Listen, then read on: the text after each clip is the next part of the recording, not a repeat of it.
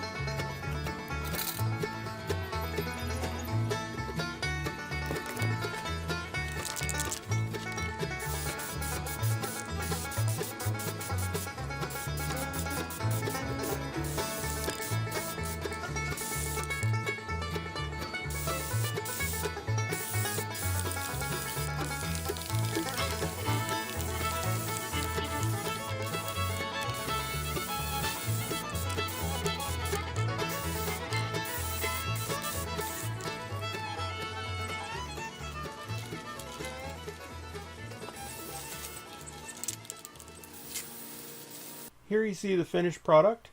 It's mounted below my resistor cabinet I just installed the other day. I've got most of my cables up, starting to look pretty good. On the right hand side of those pegs I've left room for some hooks in case I've got other things.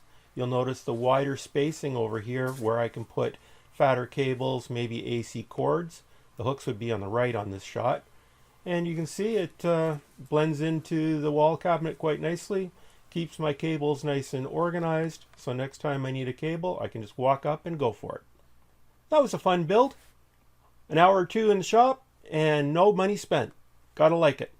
So as always, thank you for watching. If you think this was of value, please give me a thumbs up. Ask any questions below and I'll answer. And if you thought it was interesting enough, please subscribe. Thank you.